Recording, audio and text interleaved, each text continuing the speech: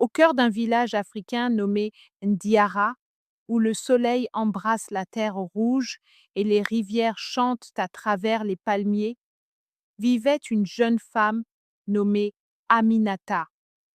Elle avait grandi au milieu des rites anciens, des contes au coin du feu et des danses qui racontaient l'histoire de ses ancêtres. Mais derrière cette vie paisible se cachait un mystère ancien, lié à un immense baobab au centre du village, que les anciens appelaient l'arbre des âmes. Selon la légende, l'arbre avait le pouvoir de révéler la vérité cachée dans les cœurs et de protéger le village de ceux qui voulaient le mal. Mais quiconque cherchait à percer son secret sans respect risquait de provoquer la colère des esprits.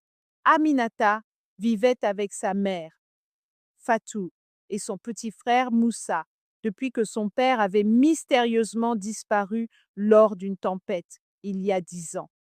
Chaque soir, elle récitait les prières et offrait des libations à l'arbre, espérant un jour recevoir des signes de son père. Un soir de pleine lune, alors que le village célébrait la fête de la récolte, un étranger apparut. Son nom était Kofi, un voyageur aux yeux sombres et profonds, portant un collier en ivoire sculpté d'anciens symboles. Il semblait connaître les secrets de l'arbre et, avec douceur et mystère, demanda à Aminata de l'accompagner jusqu'au baobab. Les esprits te parlent, murmura-t-il, mais ils ne se révèlent qu'à ceux qui ont un cœur pur et courageux. Aminata sentit une peur étrange, mais aussi une curiosité irrésistible. Ensemble, ils s'approchèrent de l'arbre. À mesure qu'ils touchaient son écorce rugueuse, des visions apparurent devant leurs yeux, des souvenirs enfouis, des rires perdus, et surtout le visage de son père, emprisonné dans un monde entre les vivants et les esprits. Mais le mystère prit une tournure dramatique. Les visions révélaient que la disparition de son père n'était pas un accident. Il avait tenté de sauver le village d'un fléau invisible, un esprit jaloux qui voulait étendre sa malédiction sur les habitants. Et ce fléau revenait maintenant, car quelqu'un dans le village avait brisé une tradition ancienne, le silence devant l'arbre sacré lors de la pleine lune. Aminata comprit qu'elle devait agir pour protéger sa famille et son village.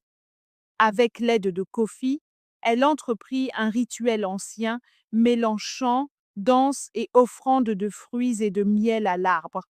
Le vent se leva, le feuillage frissonna et la voix de son père résonna à travers la nuit. Courage, ma fille, la force de notre famille et de nos traditions est notre bouclier. Dans un moment de pure émotion, Moussa, qui avait suivi sa sœur en cachette, fit un geste irréfléchi en approchant de l'arbre. Une lumière intense l'enveloppa et Aminata dut utiliser toute son énergie et sa foi pour protéger son frère.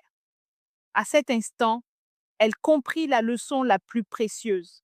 Le courage et l'amour familial peuvent triompher des forces les plus obscures, mais ils exigent respect et sagesse envers les anciens et leurs croyances.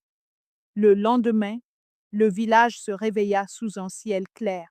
La tempête avait disparu et les villageois, intrigués mais soulagés, virent Aminata et Moussa près de l'arbre. Kofi avait disparu, comme un souffle, laissant derrière lui seulement son collier d'ivoire en guise de souvenir.